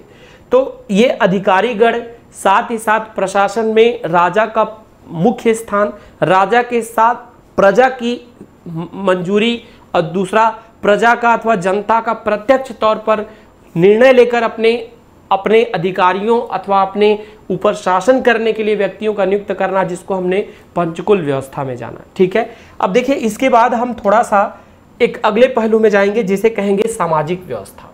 ये तो हमने प्रशासनिक व्यवस्था को जाना, अगला जो पॉइंट रहेगा वो रहेगा हमारा सामाजिक व्यवस्था।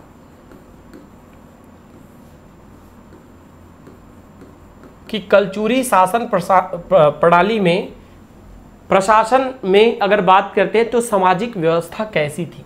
तो सामाजिक व्यवस्था में हमको क्या क्या जानना है। सबसे पहला चीज, सामाजिक व्यवस्था का स्वरूप क्या था। ठीक है, सामाजिक व्यवस्था में समाज के अंतर्गत हम अध्ययन करते हैं कि वहां पर वर्ण व्यवस्था कैसी थी। ठीक, इसके अलावा इसमें हम देखते हैं वर्ण व्यवस्था के साथ साथ औरतों की स्थिति अथवा हम बोलेंगे महिला स्थिति कैसी थी। औरतों की अथवा हम क्या कर रहे हैं, महिला स्थिति। और महिला स्थिति को भी हम अलग अलग साक्ष्य अथवा इसके आधार पर बता सकते हैं। जैसे इसके अंतर्गत हम देख सकते हैं विवाह को देख सकते हैं, विवाह कब, कैसे और किस पद्धति से होता था। इसके अलावा इसमें हम सती प्रथा को समझ सकते हैं कि सती प्रथा प्रचलन में था या नहीं था।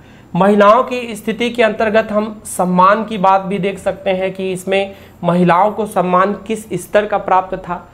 ठीक है, महिलाओं में ही हम यहाँ पर शिक्षा को जोड़ सकते हैं कि महिलाएं जो थी वो आपके कलचुरी प्रशासन व्यवस्था में शिक्षित थी या नहीं थी। अगर शिक्षित की बात करेंगे तो नुनल्ला, राजल्ला, सुमल्ला, तछल्ला, ये सब महिलाएं जो थी बहुत ही एक शिक्षित महिलाएं मानी गई हैं। ठीक है, सम्मान को भी हम देख सकते हैं, साथ ही साथ विवाह का पॉइंट भी हमने यहाँ पर ऐड कर लिया है। ठीक है, इसके अलावा समाज के अंतर्गत हम यहाँ पर कार्य देख सकते हैं कि समाज का मुख्य तौर पर कार्य अथवा पेशा या उनकी संलग्नता किस प्रकार से हुआ करती थी। ठीक है, इन सब पहलुओं को सामाजिक व्यवस्था में हम थोड़ा अध्ययन कर सकते हैं। ठीक है, देखिए क्या क्या इसके अंतर्गत हमको समझना है। जैसे हमने लिखा है कलचुरी प्रशासन का स्वरूप, तो कलचुरी प्रशासन में सामाजिक व्यवस्था जो थी वो आपका बेसिकली अर्धनगरीय और अरण्यक सभ्यता प्रचलित थी। अरण्यक सभ्यता यानी यहां पर अगर हम बात करेंगे तो कलचुरी प्रशासन में जो समाज का स्वरूप था वो समाज का स्वरूप कैसा था आपका, अर्धनगरी और अरण्यक सभ्यता। अर्धनगरी और अरण्यक सभ्यता में आप बता सकते हैं कि जो कलचुरी शासन क्षेत्र, अगर मैं कलचुरी शासन क्षेत्र की बात करता हूं तो आपको पता होगा कि कलचुरी शासकों ने ही यहाँ पर कोमुमंडल, पेंड्रा, डांडोरा यानी सरगुजा क्षेत्र, सिरपुर, मल्हार, बस्तर के बहुत सारे क्षेत्र यानी समूचे क्षेत्र में जब एक मिड टाइम यानी पीक लेवल आया जब कलचुरी प्रशासन का, तो समूचा छत्तीसगढ़, संबलपुर, बहुत सारे क्षेत्र पर इन्होंने एक साथ एक छत्र राज्य किया है। तो उस शासन के समय में दो स्तर की हमको स्वरूप देखने के मिलता है समाज का। सबसे पहला अर्धनगरी सभ्यता। अर्धनगरी सभ्यता ऐसा था कि जो कि बेसिकली नगरी क्षेत्र यानी विकसित स्वरूप में जो लोग रहते थे उनको अर्धनगरी सभ्यता यानी पूर्ण नगर के तौर पर कलचुरी प्रशासन को कभी भी नहीं मापा गया। यानी मापन के दौरान कहा जाए तो उनके नगर की जो सभ्यता थी कैसी थी, वो नगर के तौर पर अर्ध विकसित स्वरूप था। दूसरा अरण्यक सभ्यता। आपको पता होगा कि छत्तीसगढ़ की जो जनजाति हैं, जिसको आप बढ़ते भी हैं कि छत्तीसगढ़ की कुल जो है जनजातियां बेसिकली आज की डेट में अगर देखें तो 30.62% 100 में से आपके 30.62 लोग जो हैं वो क्या है आपके एसटी यानी जनजाति से बिलोंग करते हैं। तो अगर मैं जनजाति की बात करता हूं तो जनजाति जो समाज था अथवा जनजाति लोग जो थे वो अरण्यक यानी मैं कहूँगा क्या घने जंगलों में निवास करते थे। और उस समय घने जंगलों में जब निवास करते थे तो उनकी जीवन शैली खाद्य संग्राहक, ठीक है, शिकार, इन दोनों पहलुओं के ऊपर अधिक क्या रहती थी, निर्भर करती थी। तो एक तो नगरी जिसको हम कहेंगे गांव अथवा नगर की सभ्यता का अर्धनगरी स्वरूप, और दूसरा हम क्या कर रहे हैं अरण्यक स्वरूप दिखता था। अगर मैं यहाँ पर बात करता हूँ वर्ण व्यवस्था का, ठीक है, तो वर्ण व्यवस्था में हम अलग अलग पहलू बता सकते हैं। जैसे सबसे पहला हम बात कर रहे हैं आपका ब्राह्मण, ठीक है। ब्राह्मण जो थे वो सबसे ज्यादा सम्मान प्राप्त करते थे। ब्राह्मण का स्थान जो था वो सबसे ज्यादा क्या है आपका सम्मानजनक पद रहता था कलचुरी प्रशासन में ब्राह्मणों का। ब्राह्मण के लिए अगर हम बात करते हैं तो ऐसा कुछ इतिहासकार मानते हैं, जैसे अगर मैं जाति व्यवस्था के ही विषय में बात करूं तो यहाँ पर पदुमलाल पुन्नालाल बख्शी जी का मानना है कि छत्तीसगढ़ जो है बेसिकली छत्तीसगढ़ का मिलन न होकर यहाँ पे 36 जातियों का मिलन स्थल है। अथवा मैं अलग बलदेव प्रसाद मिश्र जी की बातों को अगर मैं उल्लेख करूं तो वो जाति व्यवस्था में मानते हैं कि ब्राह्मण का स्थान कलचुरी प्रशासन में एक बहुत ही समुचित उचित स्थान प्राप्त था। बेसिकली ब्राह्मणों को यहाँ का छत्तीसगढ़ का मूल निवासी यहाँ पर कलचुरी शासन में नहीं माना जाता। माना जाता है कि सबसे पहले मंडला के क्षेत्र से, मध्य प्रदेश मंडला से सबसे पहले यहाँ पर छत्तीसगढ़ में ब्राह्मण के स्वरूप में अगर बात करता हूँ तो शर्मा का आगमन हुआ। शर्मा के बाद इस क्षेत्र में बेसिकली मिस्र आए और मिस्र में जो है बहुत ही विख्यात स्वरूप में जैसे मैं बात करूंगा तो यहाँ पर माखनलाल मिश्र, गोपाल मिश्र, भगवान मिश्र, ठीक है, इस प्रकार से बहुत ख्याति प्राप्त व्यक्ति भी आए। ब्राह्मणों का जो काम रहता था वो काम ये रहता था कि पठन पाठन विद्या अध्ययन, यानी ये बेसिकली जो गुरु परंपरा के तौर पर जो आश्रम व्यवस्था चलती थी शिक्षा के लिए, उस आश्रम व्यवस्था में सबसे प्रमुख स्थान आपको अगर देखा जाए, आश्रम यानी राजा के पुत्र अथवा जो उच्च जाति के लोग रहते थे वो आश्रम में जाकर गुरु शिष्य की परंपरा के आधार पर शिक्षा प्राप्त करते थे। और उस शिक्षा प्राप्त करने के लिए, उस शिक्षा देने के लिए अथवा धर्म को लिखने के लिए या पुरोहित के पद पर पदस्थ होने के लिए अथवा धर्मलेखी या दशमूली के पद पर पदस्थ होने के लिए ब्राह्मण का होना अनिवार्य था। तो ब्राह्मण को यहाँ पर बहुत ही एक अच्छा स्थान हमको देखने के लिए मिलता है, यानी ब्राह्मणों की स्थिति यहाँ पर काफ़ी अच्छी थी। ठीक साथ ही साथ इसमें हम बता सकते हैं कि जैसे गंगाधर राव, एक गंगाधर राव आपके ब्राह्मण हैं। ये गंगाधर राव आपके उड़ीसा के एक ब्राह्मण हैं। रत्नदेव तृतीय, आपको ध्यान होगा कि रत्नदेव तृतीय के शासनकाल में अराजकता फैल गई। अराजकता फैलने के पीछे कारण ये था कि जनता का रत्नदेव तृतीय को लेकर विश्वास कम होने लगा, यानी जनता मानने लगी कि हमारे शासक रत्नदेव तृतीय जो है अपने पहले पूर्वजों के समान पराक्रमी नहीं है, वो अच्छे से सत्ता का संचालन नहीं कर सकते, सत्ता के संचालन में उनके अंदर कमियां हैं। अथवा क्योंकि आपको पता है कि जाजल्यदेव द्वितीय जो थे वो आपके जाजल्यदेव द्वितीय जगतदेव के छोटे भाई थे और जगतदेव एक योग्य व्यक्ति थे, लेकिन उनके मन में था कि मैं गौड़ देश के शासकों को पराजित कर उस दक्षिण जो छत्तीसगढ़ का भाग है यानी बस्तर संभाग से लगे हुए क्षेत्र जो तेलंगाना आंध्र प्रदेश के अंतर्गत आ रहे हैं, उड़ीसा का कुछ क्षेत्र हो गया, उस क्षेत्र में गंगवंशीय शासकों को पराजित कर वो कलचुरी सत्ता का विस्तार करना चाहते थे जगतदेव। तो जगतदेव ने जाजल्यदेव को बैठाया, लेकिन जाजल्यदेव द्वितीय उतने योग्य शासक नहीं थे। तो जाजल्यदेव द्वितीय की कमियां और जगतदेव के कम समय का शासन और रत्नदेव तृतीय का कम अनुभव होना, इन तीनों ने बेसिकली रत्नदेव तृतीय को अराजकता के अंधकार में झोंक दिया कि जनता का विश्वास रत्नदेव तृतीय से कम होने गया, यानी वो रत्नदेव तृतीय पर विश्वास उतना ज़्यादा अच्छे से नहीं जमा पाते। तो रत्नदेव तृतीय ने उड़ीसा के ब्राह्मण गंगाधर राव को अपना प्रधानमंत्री नियुक्त किया, यानी मंत्रियों में सबसे श्रेष्ठ पद दिया। ये चूंकि ब्राह्मण है, अमूल छत्तीसगढ़ के नहीं है, इन्होंने यहाँ पर क्या काम किया, यहाँ पर जो आपको पता है कि लक्ष्मणेश्वर मंदिर अथवा लखनेश्वर मंदिर, जिसे लाखाचाउर मंदिर के नाम से जानते हैं, तो उस लक्ष्मणेश्वर मंदिर का जीर्णोद्धार कराते हैं कौन, आपके गंगाधर राव। यानी ब्राह्मणों को सीधे सीधे या तो महापुरोहित, पुरोहित, धर्मलेखी, दशमूली अथवा मैं कहूँगा कि एक गुरु के तौर पर बहुत ही सम्मानजनक प्रतिष्ठा यहाँ पे प्राप्त थी। आपको पता होगा कि कलचुरी प्रशासन काल में पुरुषोत्तम देव का उल्लेख मिलता है, ठीक है। पुरुषोत्तम देव बार बार इनका उल्लेख मिलता है हमको कलचुरी शासन में। पुरुषोत्तम देव भी क्या थे, आपके ब्राह्मण से आपका बेसिकली क्या थे, ये बिलोंग करते थे। तो ब्राह्मणों की स्थिति सबसे ज्यादा क्या थी, यहाँ पर सम्मानजनक थी। अगर दूसरे पॉइंट में मैं बढ़ता हूं, जैसे मैं यहाँ पर लिख रहा हूं क्षत्रिय, ठीक है, तो क्षत्रिय यानी ठाकुर, ठीक है। तो कलचुरी शासन प्रणाली में क्षत्रियों को बल सूचक माना जाता था। बल सूचक मतलब सेना में ज़्यादा से ज़्यादा जो नियुक्तियां की जाती थी वो क्षत्रिय वर्ग की जाती थी। यहाँ तक माना जाता था कि आपका इतिहासकार मानते हैं कि कलचुरी जो शासक रहे हैं, पूरा जो वंश रहा है वो स्वयं क्या रहा है, आपका क्षत्रिय रहा है। कलचुरियों के वैवाहिक संबंध भी अगर देखा जाए तो चंदेल, राष्ट्रकूट जैसे शासकों के साथ रहे हैं। और ये चंदेल से के साथ, राष्ट्रकूट के साथ, जो शासकों के साथ रहे, मतलब ये क्षत्रियों के साथ रहे हैं। तो क्षत्रियों का यहाँ पर एक बल सूचक हमको मिलता है। साथ ही साथ यहाँ पर याद रखेंगे कि एक क्षत्रिय का नाम मिलता है जिनका नाम है कुमारपाल। ठीक है, कलचुरी शासक में कुमारपाल का उल्लेख मिलता है। तो कुमारपाल बेसिकली अगर देखा जाए तो ये, अगर हम देखें कुमारपाल को, तो ये क्षत्रिय वर्ग से जरूर थे, लेकिन इसके बावजूद कुमारपाल जो थे बहुत श्रेष्ठ ज्योतिषाचार्य बने। ज्योतिषाचार्य यानी ये ब्राह्मणों की तरह जो थे वो हस्तलेखा देखकर भविष्य बताते थे। यानी ये कुमारपाल क्षत्रिय होते हुए भी आपका ब्राह्मणों की तरह क्या बने, ये ज्योतिषाचार्य बने। तो ब्राह्मणों के बाद दूसरा जो स्थान रहता था सेनापति, दंडपाशिक, बलाधिकृत, ठीक है, इन सब कार्यों के लिए क्षत्रियों को प्राथमिकता अथवा वरीयता अधिक दिया जाता था, जिसमें कुमारपाल का उल्लेख मिलता है कि कुमारपाल क्या रहते हैं, यहाँ पर एक ख्यातिलब्ध ज्योतिषाचार्य रहते हैं। ठीक है, इस क्षत्रिय के बाद अगले वर्ण व्यवस्था की अगर मैं बात करता हूं तो हम यहाँ पर बात करेंगे वैश्य।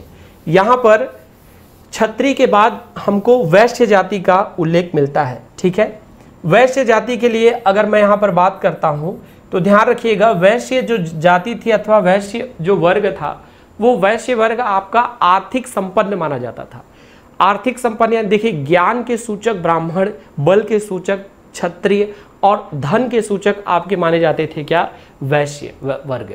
वैश्य जाति बेसिकली आप ध्यान रखेंगे तो ये ब्राह्मणों की तरह शिक्षा प्राप्ति में काफी रुचि दिखाते थे। ब्राह्मणों के बाद सर्वाधिक कलचुरी प्रशासन में शिक्षित वर्ग जो रहता था वो कौन सा वर्ग रहता था, वैश्य वर्ग। और वैश्य वर्ग का यहाँ पर जो काम हमको देखने के लिए मिलता है वो व्यापार मिलता है। जितने भी आपके व्यापार श्रेणी अथवा जो व्यापारिक वर्ग जो था वो कौन सा वर्ग था आपका, वैश्य वर्ग। वैश्य वर्ग में व्यापार का हमको ज्यादा से ज्यादा उल्लेख मिलता है। साथ ही साथ याद रखेंगे इसमें एक यश राज अथवा यश, कुछ पुस्तकों में यश देखने के लिए मिलता है और कुछ में यश राज मिलता है। ठीक है, तो ये यश राज जो है वो वैश्य जाति के हैं। ठीक है, और वैश्य जाति को होते हुए भी जो है ग्रामीण प्रशासन में, शहरी प्रशासन में ये जो थे आपके पूर्व प्रधान के पद पर पदस्थ थे।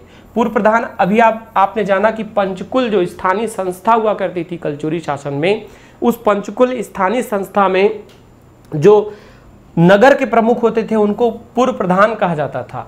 और यश राज जो है वो वैश्य जाति के हैं, उसके बावजूद इनको जो है क्या मिल रहा है आपका, ये पूर्व प्रधान है। आप लोगों ने नाम इसमें सुना होगा वल्लभ राज। ठीक है, एक बहुत ही ख्यातिलब्ध व्यक्ति हैं जिनका नाम क्या है आपका, वल्लभ राज। ठीक है, वल्लभ राज आपको पता होगा, वल्लभ पंत जलाशय। ठीक है, छत्तीसगढ़ का सिंचाई की दृष्टि में पहला निर्मित आपका जलाशय क्या है, वल्लभ पंत जलाशय। वल्लभ पंत जलाशय रतनपुर के दक्षिण में स्थित है। ये वल्लभ पंत जो जलाशय अथवा वल्लभ पंत सागर का निर्माण वल्लभ राज कराए हैं। वल्लभ राज किससे बिलोंग करते थे आपका, वैश्य समुदाय से बिलोंग करते थे। वल्लभ राज कलचुरियों के समय में 2 शासकों के ये मंत्री रहे हैं वल्लभ राज। और ये वैश्य समुदाय यानी सबसे ज्यादा आर्थिक रूप से संपन्न समुदाय, व्यापार करने की दृष्टि से व्यापारिक समुदाय से बिलोंग करते थे वल्लभ राज। और वल्लभ राज बेसिकली अगर कहा जाए तो पृथ्वीदेव द्वितीय और रत्नदेव द्वितीय इन दोनों के समय में, ठीक है, पृथ्वीदेव द्वितीय का सबसे ज्यादा इसमें नाम आता है कि पृथ्वीदेव द्वितीय के समय में इन्होंने बहुत सारे स्थापत्य कलाएं यानी स्थापत्य को इन्होंने क्या किया था, प्रमोट किया था। ठीक है, चलिए वर्ण व्यवस्था में इसके बाद अगर हम बात करते हैं तो याद रखेंगे कि वैश्य समुदाय को ही यहाँ पर नेक्स्ट हम देखेंगे कायस्थ, अगला लिखेंगे यहाँ पर कायस्थ। कायस्थ और एक सूत्रधार जाति को समझते हैं, 2 को पहले समझते हैं फिर ये कंप्लीट हो जाएगा हमारा। तो अगले नंबर पर जैसा बात किया जाए तो अगले नंबर पर हम यहाँ पर बात करेंगे कायस्थ। ठीक है, कायस्थ और लास्ट क्या रहेगा आपका, सूत्रधार। ठीक है, चलिए इसको देखते हैं। कायस्थ बेसिकली क्या रहते थे कि कायस्थ जाति के लोगों को यहाँ पर इसको लिख लेते हैं। कायस्थ जाति को बेसिकली यहाँ पर याद रखेंगे कर्णिक के नाम से जाना जाता था। किस नाम जानते थे, कर्णिक। ठीक है, इनका मुख्य तौर पर अगर हम बात करेंगे तो ब्राह्मणों के समान ये भी विद्या के काफ़ी प्रेमी रहते थे। अगर वैश्य के बाद अगर मैं बात करता हूँ, ठीक है, तो ब्राह्मण, वैश्य और कायस्थ, ये तीनों समुदाय जो था वो विद्या को लेकर, मतलब विद्या प्राप्ति को लेकर काफ़ी अग्रणी रहते थे। और इनका कार्य अगर हम बेसिकली जाने तो बहुत सारे, जैसे मान लीजिए रत्न सिंह का उल्लेख मिलता है, ठीक है, इसके इतिहास में अगर हम बात करेंगे तो हमको रत्न सिंह का उल्लेख मिलता है, रत्नदेव नहीं, रत्न सिंह। तो रत्न सिंह जो थे वो एक मंत्री के पद पर भी पदस्थ रहे और बहुत सारे इन्होंने काम किया। जैसे मल्हार में रत्न सिंह ने शिव मंदिर का निर्माण कराया है, रत्न सिंह ने, ठीक है। तो ये किस जाति से बिलोंग करते थे आपका, ये कायस्थ जाति से बिलोंग करते थे और इन्हीं को ही किसके नाम से जाना जाता था, कर्णिक के नाम से जाना जाता था, ठीक है। साथ ही साथ जैसे मैंने आपको बताया कि कायस्थ जाति को यहां पर वात्सल्य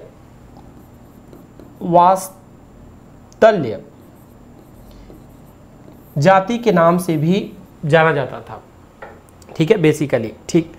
और अगर आगे हम बढ़ते हैं तो लास्ट जैसे मैंने बताया सूत्रधार जाति, ये सूत्रधार जाति जो था वो शिल्प कला में अग्रणी जाति रहती थी।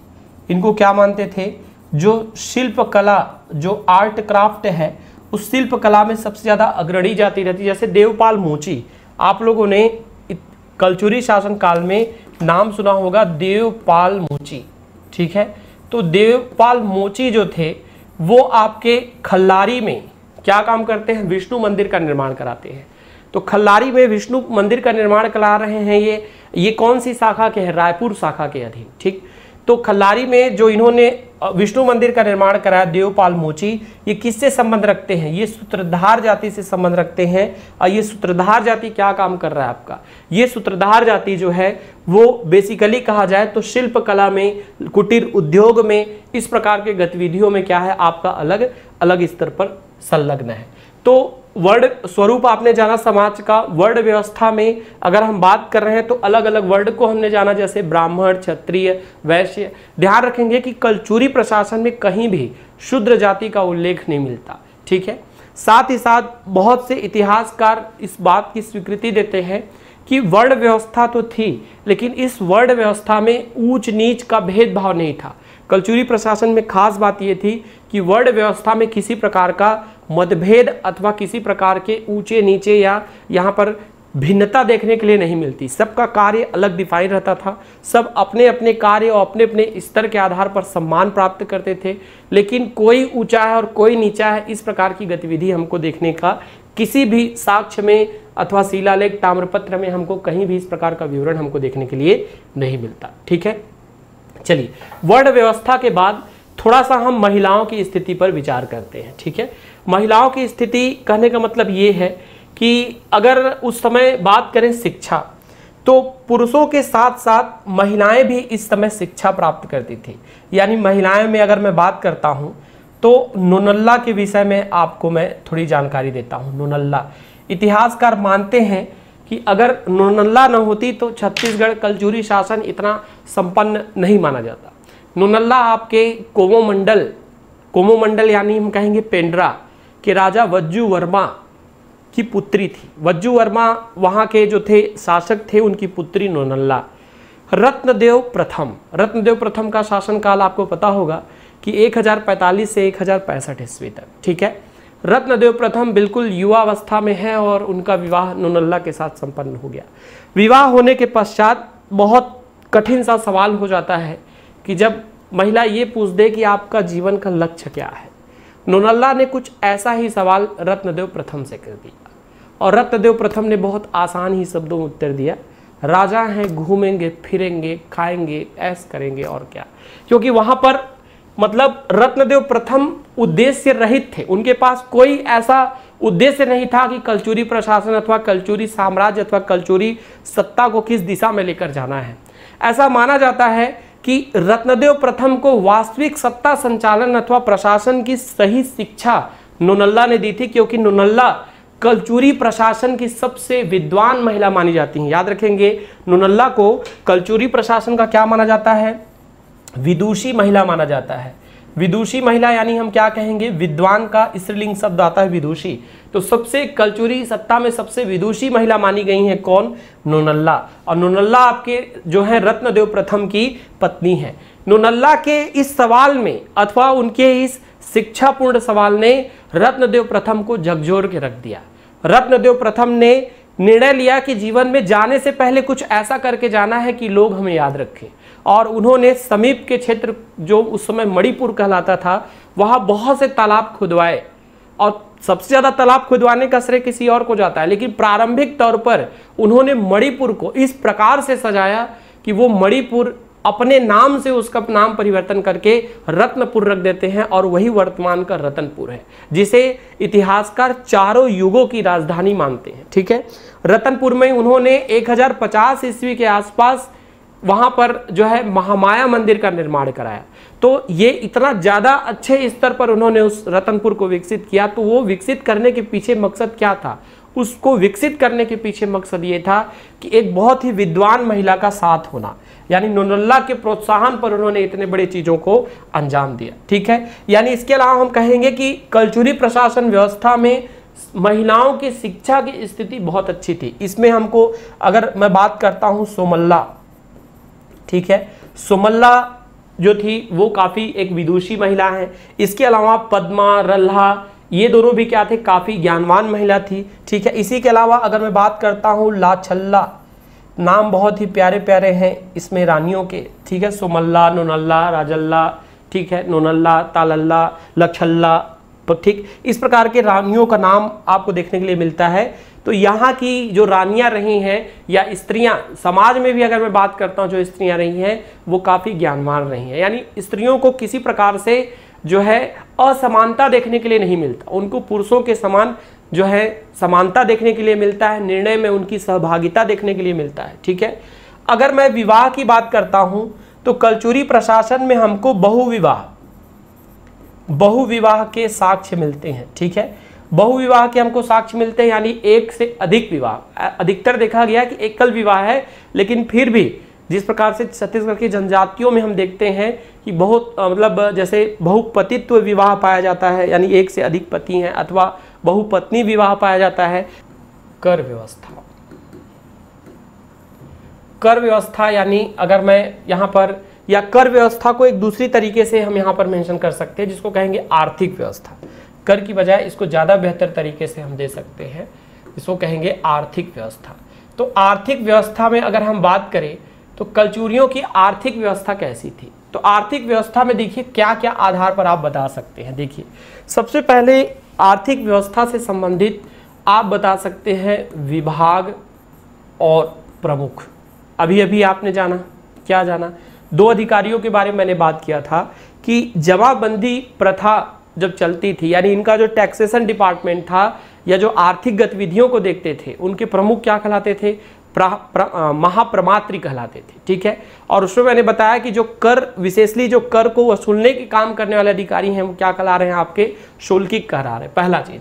दूसरा, इस कर व्यवस्था में या आर्थिक व्यवस्था में यहां पर हम बात कर सकते हैं जनता, ठीक है, अथवा राजा का किस प्रकार से योगदान है। जनता अथवा राजा का किस प्रकार से योगदान, कहने का मतलब क्या है, कहने का मतलब ये है कि मान लीजिए जैसे ग्रामीण स्तर पर गौटिया है, ग्रामीण स्तर पर मौजूद जो गौटिया का पद है, आपको पता है प्रशासन की आत्मा, यानी कलचुरी प्रशासन का सब कुछ उसी के ऊपर डिपेंड करता है। ठीक है, तो यहाँ पर गौटिया जो है अपने क्षेत्र के लिए, अपने ग्राम स्तर पर फसल की स्थिति अथवा मान लीजिए कोई स्थिति सुचारू तौर पर नहीं है, तो वो कर में परिवर्तन का निवेदन कर सकता है ऊपर, यानी कर में परिवर्तन। मान लीजिए किसी क्षेत्र विशेष में ऊपर के अधिकारियों ने कुछ निर्णय ले लिया कि इतना कर वहां से वसूल करना है, तो उस कर से संबंधित परिवर्तन का अधिकार किसके पास आरक्षित है, वो कर का अधिकार किसके पास आरक्षित है, गौटिया का। साथ ही साथ मतलब जनता, मैं जनता का मतलब ये कह रहा हूं कि जो प्रमुख है, विशेषता मैं यहाँ पे बात किसकी कर रहा हूं, गौटिया। गौटिया के पास भी कुछ न कुछ आर्थिक निर्णय रिजर्व है, यानी वह कुछ न कुछ आर्थिक निर्णय लेने में अथवा हस्तक्षेप करने के लिए अपना अधिकार रखता है। दूसरा, पूर्ण निर्णय जो है वो राजा के पास आरक्षित है कि अगर राजा कोई भी चाहे कर से संबंधित निर्णय जो है वो क्या कर सकते हैं, वो परिवर्तन कर सकते हैं, ला सकते हैं अथवा बना सकते हैं या माफ कर सकते हैं। ठीक है, इसके अलावा दूसरा पॉइंट आप लिख सकते हैं कि कर का बेसिकली कर जो था वो किस प्रकार से लगाया जाता था, कि उसका प्रकार और स्वरूप क्या था, प्रकार और स्वरूप क्या था। तो देखिए कर का स्वरूप की अगर मैं बात करता हूं तो देखिए ये कर जो था वो बेसिकली हल के आधार पर निर्धारित होता था। कलचुरी प्रशासन में भी हमको कर जो देखने के लिए मिलता है, मराठा में भी ये दिख रहा है, कलचुरी में भी दिख रहा है। तो साधारणतः जिसके पास एक निश्चित भूमि के आधार पर हल को रखने का अधिकार था, अगर मान लीजिए आपके पास एक निश्चित भूमि है, उस भूमि में आप अगर अधिक हल रख रहे हैं, अधिक हल रख रहे हैं कहने का मतलब ये है कि आप ज्यादा कर देंगे, क्योंकि कर का आधार भूमि के आधार पर न होकर किसके आधार पर था, आपका हल के आधार पर। हल पर क्या करते थे, बैलों को लगाकर उस जमीन का क्या किया जाता था, उसको जोता जाता था। साथ ही साथ अगर मैं बात करता हूं तो यहां पर हमको वन कर दिखता है, ठीक है, चारागाह कर दिखता है, ठीक। इसके अलावा अगर मैं बात करता हूं तो नदी पार कर दिखता है हमको, ठीक है, बाजार कर दिखता है, यानी अलग अलग बाजार पर लगाया जाता था, ठीक है। इसके अलावा हमको यहाँ पर पशु कर दिखता है, ठीक है। इसके अलावा हमको यहाँ पर खनिज कर दिखता है। इसके अलावा अगर बात करूँगा तो कृषि कर दिखता है, ठीक है। इसके अलावा यहाँ पर नमक कर दिखता है। तो ये कुछ प्रमुख कर हुआ करते थे जिसमें कर का सबसे बड़ा भाग यानी लार्ज पार्ट या लार्ज अमाउंट जो है वो कृषि कर के आधार पर जो है यहाँ पर क्या होता था आपका, या कृषि कर को ही हम यहाँ पर भू कर अथवा भूमि कर के नाम से भी जानेंगे, इसके आधार पर प्राप्त होता था, ठीक है। और इसका जो बेस था, आधार था, वो क्या था आपका, हल की संख्या। जितनी ज्यादा हल की संख्या होती थी उसी के आधार पर वो कर का निर्धारण रखा जाता था। जैसे वन कर मतलब ऐसे जीवन जिनका संबंध वनों पर आधारित है, वो क्या काम करते थे, वन से संबंधित क्या देते थे, कर देते थे, ठीक है। चारागाह कर यानी किसी के पास मान लीजिए कोई ऐसी भूमि अतिरिक्त पड़ी हुई है, ठीक है, तो अतिरिक्त पड़ी हुई है तो क्या काम करता था, उसको चारा के तौर पर छोड़ देता था। चारा के तौर पर छोड़ देता था तो पशु जो चारा के तौर पर वहां पर जो उगाया जाता था उसका उपयोग करते थे, तो उसके बदले में पशुओं की संख्या के आधार पर अथवा उगाए गए क्वांटिटी के आधार पर चारागाह जो था कर देना पड़ता था। अगर मान लीजिए कोई नाविक है, ठीक है, वो नाविक क्या काम कर रहा है, नदी को पार कराने के लिए कुछ लोगों को बैठा के नदी को पार करा रहा है, तो कितने लोगों को दिन भर में बैठा के नदी को पार करा रहा है, उस आधार पे यहाँ पर नदी पार कर लिया जाता था। बाजार कर की बात करता हूं तो मान लीजिए किसी अलग अलग प्रकार के बाजार देखने के लिए मिलते हैं। जैसे बाजार में एक वर्ड आता है जिसे बोलते हैं मंडी पीका। मंडी पीका, उस समय मंडी पीका एक विभाग होता था और उस मंडी पीका विभाग के द्वारा एक कर लिया जाता था जिसको बोलते थे मंडी पीका कर, ठीक है। जैसे आप कभी मान लीजिए छत्तीसगढ़ में जो सब्जी का बाजार आप देखते हैं, एक चबूतरा लगा रहता है। जैसे मान लीजिए बिलासपुर में हूँ अभी मैं, तो एक बृहस्पति मार्केट की बात करता हूँ, या मैं मान लीजिए शनिचरी मार्केट, आप जिस भी स्थान पर हो तो देखते होंगे एक चबूतरा लगा हुआ आपको दिखता है सब्जी के लिए। तो वो चबूतरे वाला जो कॉन्सेप्ट है वो कलचुरी प्रशासन की देन है, ठीक है, क्योंकि वो जो चबूतरा लगा हुआ दिखता है आपको बाजार के लिए, उस समय कलचुरी प्रशासन में इसको युगा कहा जाता था। इसको क्या कहा जाता था, युगा। युगा मतलब एक फिक्स साइज का, मान लीजिए 2x2 का एक चबूतरा है, तो उस चबूतरे को किराए के तौर पर, रेंट के तौर पर, यानी उसके ऊपर कर लगाया जाता था, युगा। और याद रखेंगे कलचुरी प्रशासन में मान लीजिए अगर कोई 2 युगा को मतलब व्यापार के तौर पर, सब्जी बाजार के तौर पर यूज कर रहा है तो उसको 1 पौर का कर देना पड़ता था। और जब वह 1 पौर का कर देता था, यानी सीधी सी बात है, पौर का मतलब है चांदी का सिक्का, तो चांदी का एक सिक्का जो है 1 पौर के कर के रूप में क्या करना पड़ता था, इन्हें देना पड़ता था, जिसको 2 युगा के बदले में 1 पौर जो था यहाँ पे कर साधारणतः देखने के लिए मिलता है।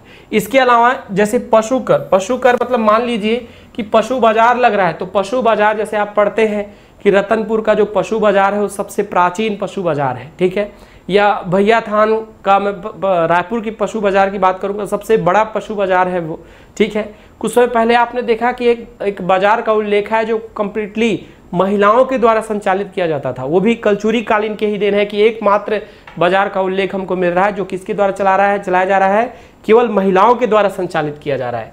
तो पशु कर में मान लीजिए कि यहाँ पर बेसिकली जैसे मान लीजिए गाय भैंस, ठीक है, इस प्रकार से चीज़ों को अगर मान लीजिए व्यापार किया जा रहा है, अथवा मैं बात कर रहा हूँ घोड़ा को बेचा जा रहा है अथवा हाथी को बेचा जा रहा है, तो ऐसा देखा गया कि अगर मान लीजिए कोई एक व्यक्ति जो है वो एक हाथी को बेच रहा है तो उसके बदले में उसे जो है 4 पौर देना पड़ रहा है, घोड़ा के लिए 2 पौर देना पड़ रहा है और गाय भैंस के लिए 1 पौर कर देना पड़ रहा है।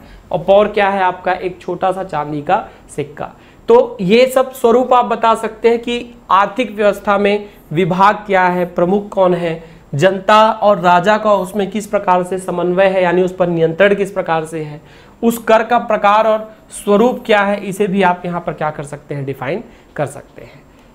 इस तरह से क्लास को अगर देखा जाए तो हमने कलचुरी प्रशासन व्यवस्था में जो है अधिकारीगण यानी प्रशासनिक व्यवस्था, आर्थिक व्यवस्था और सामाजिक व्यवस्था को देखा।